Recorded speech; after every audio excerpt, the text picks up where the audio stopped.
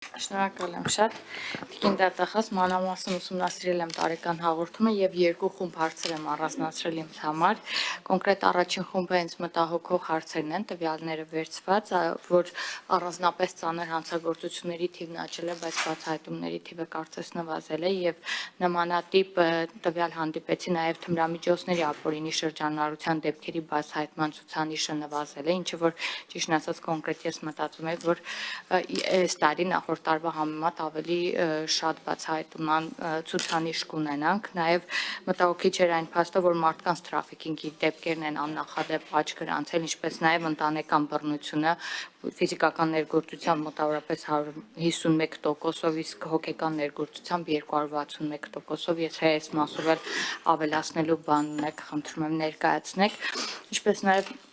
նշեցիք դուք ձեր խոսքում էլ, որ արդարացնող դատավճիռներ են կայացվել դատարանում ավարտված գործերով 1.8%, ինչը որ նույնն է մնացել նախորդ տարվա նկատմամբ։ Ես կցանկանայի ճշգրտել արդյոք այս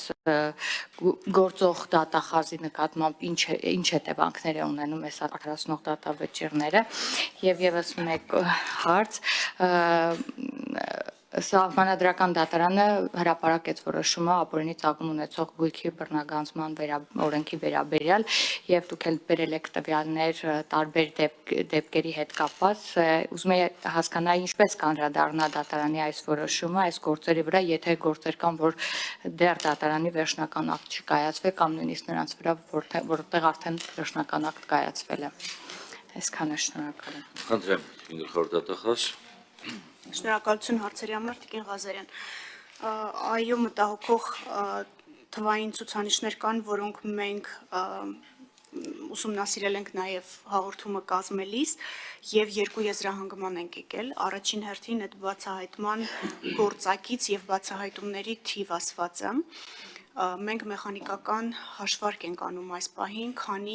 կոնկրետ բացահայտում կա հատով, այսպես ասած, եւ չենք նայում, թե ինչ է բացահայտված։ Եվ հիմա դատախազությունը մշակում է ինչպես դատախազների գործունեության արդյունավետությունը գնահատելու այս գործակիցները, ունենք նաև առաջարկ կառավարության գործընկերներից նույն տրամաբանությամբ ներքին գործերի նախարարության համար մշակելու բացահայտման ցուցանիշի գործակիցը, որը մեզ հնարավորություն կտա հասկանալ, թե ինչ նշանակության գործեր են բացահայտվել։ Օրինակ, տեսեք, հիմա նույն ընտանեկան բռնության հետ կապված մենք շատ մանրամասն եւ աղյուսակով եւ վերլուծությամբ ներկայացրել ենք ըստ ուղղությունների եւ ֆիզիկական բռնությունը եւ հոգեբանական բռնությունը։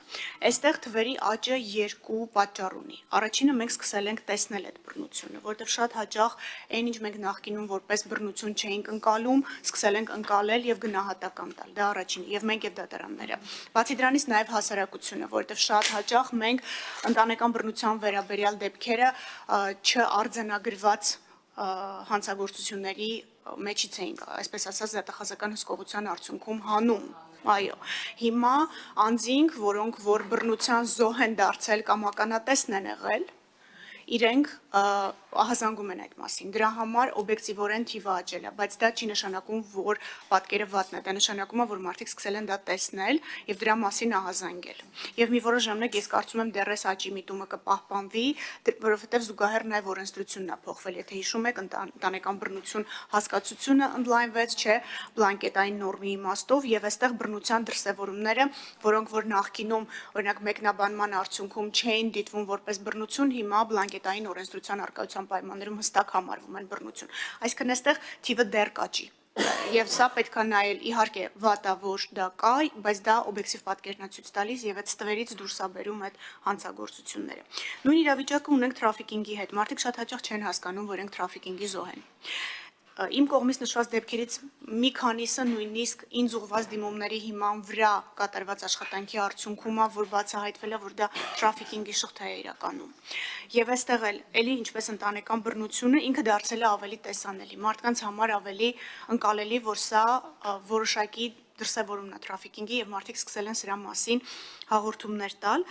Այս առումով էլի կխնդրեմ, հա, թիվը մտահոգիչ է, բայց մտքում ունենալ, որ նշանակումը տեսանելի է։ Եվ այստեղ Ուղղակի պետքա ճիշտ քննություն իրականացնենք, որպեսզի կարողանանք դատական հեռանկար ունենալ։ Մենք շարունակենք ուսումնասիրությունները եւ հաջորդիվ հաղորդումներում արդեն դատական պատկերը կներկայացնենք, բայց ելի պետք է զգուշացնեմ, աճի միտում կարող է եւ այստեղ ունենանք։ Ու ոչ միայն ազգությամբ հայերի նկատմամբ էլ հաշվի առեք, որովհետեւ աշխատանքային որոշակի հարաբերությունների հարցեր էլ ունենք եւ մարդիկ դրա մասին են հաղորդումներ տալիս, ոչ ազգությամբ հայերի մասով։ Ապօրինի գույքի հետ կապված Տիկին Ղազարյան, մենք Սահմանադրական դատարանի որոշումը յուրաքանչյուր հայցի շրջանակներում, այսինքն մեր դիրքորոշումները յուրաքանչյուր հայցի շրջանակներում կներկայացնենք, վստահ եմ հասցրել եք ծանոթանալ ամբողջական որոշման հետ, այստեղ հակասահմանադրականության հարց չի կարող քննարկվել, այսինքն մնացած ամեն ինչը հատվածական մոտեցումներ են։ Խնդիրը կիրառման շրջանակների հստակեցումն է, որը արդեն դատարանները պետք է որոշակի ուղենիշներ սահմանեն։ Մենք մի քանի գործերով վճռաբեկ բողոքներ ենք տարել, կարող է տարօրինակ թվալ մասնակի բավարարված հայցերով ենք տարել, բայց մենք ուզում ենք դատական պրակտիկա ունենալ։ Վերջնական բարձր դատարանի կողմից ձևավորված դիրքորոշումների շրջանակում եւ առաջիկա ժամանակահատվածում սրան կմիանա նաեւ Սահմանադրական դատարանի որոշումը եւ դատարաններն էլ մեզ իրենց որոշումներով ուղղորդեն, կհղկեն, թե հայցերը ինչ ձևաչափով պետք է ներկայացնենք դատարան, բայց ինչ որ մասսայական ուղղության փոփոխություն մենք չենք տեսնում, չենք էլ պատկերացնում, որ կարող է լինել։ Այստեղ կիրառման շրջանակների հղկում տեղի կունենա, որը մինչ այս էլ տեղի էր ունենում ըստ էության առաջին ատյան վերաքննիչ վճռաբեկ դատարաններում։ Հուսամ ոչինչ չմոռացա հարցերից։ Արդարացման դատական ակտերի հետ կապված 1.8% արդարացումներ ունենք ընդհանուր դատարան ուղարկված գործերի մեջ։ Իհարկե յուրաքանչյուր արդարացում ուսումնասիրության առարկա է դառնում երկու կոնտեքստում։ Առաջինը, արդյոք կոպիտ դատավարական խախտումներ չկան մինչ դատական վարույթում, որոնք շարքից հանել են ապացույցները։ Եթե նման իրավիճակ ունենում ենք, նաև քննչական մարմին ենք ուղարկում համապատասխան գրություն, խնդրելով հետևանք առաջացնել վարույթն իրականացնող մարմնի համար, բայց մեր ցույց տված ուսումնասիրությունները այս պահի դրությամբ դեռ մի շարք արդարացման ակտեր բողոքարկված են, դրանցով վերջնական որոշումներ չունենք, ձեզ համար գաղտնիք չի, որ արդարացման ակտերը եւս բեկանվում են։ Նույն վերաքննիչ դատարանը կարող է տարբերվող դիրքորոշում ունենալ ու բեկանել հետ ուղարկել նոր քննության։ Մեր ուսումնասիրությունները ցույց են տալիս այս պահին, որ բլանկետային նորմի կրփազենքի հետ կապված նախաքննության մարմնի եւ դատարանների դիրքորոշումների տարբերությունն է արդարացումների ակտերի մի մասի պատճառը, մի մասն էլ ապացույցների գնահատման ծավալին է վերաբերում, մեղադրանքի կողմը գտել է, որ ապացույցների այդ ծավալը բավարար է մեղքը հաստատված համարելու, դատարանները այլ դիրքորոշում են հայտնել, բայց կրկնում եմ, այս ակտերը դեռևս գտնվում են բողոքարկման փուլում եւ վերջնական եզրահանգումներ հնարավոր չի անել, բայց յուրաքանչյուր կոնկրետ դեպքով եւ հասցեական դատախազի եւ քննիչի վարքագիծը գնահատման է ենթարկվում։ Մինչև արձագանքի իրավունքը ձեզ վերապահել 5-րդ դատախազ տեսեք, շատ կարևոր մի հատ նյուանս կա, որ ես կուզենայի, որ մեր իրավապահ մարմինների ներկայացուցիչները հստակ նշեն։ Երբ որ մենք ունենք իրական հանցագործության աճ, հանցագործությունը աճել է ինչ-որ X կամ Y ոլորտներում, եւ մենք ունենք ըստ էության լատենտայնության նվազեցման եւ դրա արդյունքում հանցավորության աճ, բայց ես երկու երևույթները պետք է տարբերել, որտեղ երբ որ ասում ենք այսքան թվով այսքան հանցագործություններ աճել է, ժողովրդի մոտ տպավորություն է ստեղծում, որ գիտեք, ես ինչքան անում եք այս բարեփոխումները, հանցավորությունը շարունակում է աճել։ Այսինքն խնդրում եմ, այս շատ հստակ պետք է լինի, երբ է ի հայտ եկել լատենտայնության նվազում եւ հանցավորության աճ, իրական հանցավորության աճ չկա, դա կարող կոռուպցիոն հանցագործություններն են եւ այլն, եւ երբ մենք իրական հանցավորության աճ ունենք, որպեսզի կարողանանք բանանել։ Խնդրեմ Տիկին Ղազարյան, արձագանք ունեք։ Այո, շնորհակալ եմ։ Ինչպես նշեցի, արդեն մանրամասն ուսումնասիրել եմ տարեկան զեկույցը եւ այստեղ տվյալ է բերված, իհարկե արդեն այդ տվյալը մի ամսվա ընթացքում փոփոխվել է, ուրեմն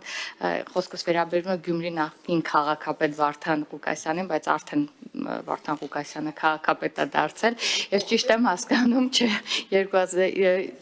իր վերաբերյալ ապօրինի ծագում ունեցող գույքի բռնագազման վերաբերյալ հայցադիմումը ստացվել է 2024 թվականի օգոստոսի 16-ին, ճիշտ է, այսինքն որևէ կապ չի կարող ունենալ այս նոր ընտրական process-ների նախաշեմին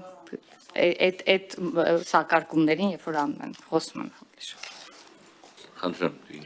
Ենթադրում եմ կարդում էիք ամսաթիվը, վստահ չեմ կարող ասել դենց օգոստոսի 18, այդքան լավը չի հիշողությունս, բայց անցյալ տարի էր ապօրինի գույքի հայցի ներկայացումը, մինչ այդ նաև քրեական վարույթով էլ դատարան ուղարկված առանձին գործ է առկա, որը ավելի վաղ է դատարան ուղարկվել, քան ապօրինի գույքով հայցն է։ Եվ վարույթն էլ վերաբերելի է 2019 թվականից հարուցված քրեական գործի, նախկինում քրեական գործ էր կոչվում տվյալներին, հիմա գտնվում է դատարանում։ Ձեր ուշադրությունն եմ հրավիրում այդ հանգամանքի վրա, որ երկու տարբեր վարույթներ կան, ձեր կողմից նշված ժամանակահատվածից ավելի վաղ էլ քրեական վարույթն է ուղարկված։ Չմոռանաք հավանել տեսանյութը և բաժանորդագրվել Civic AM-ի YouTube-յան էջին։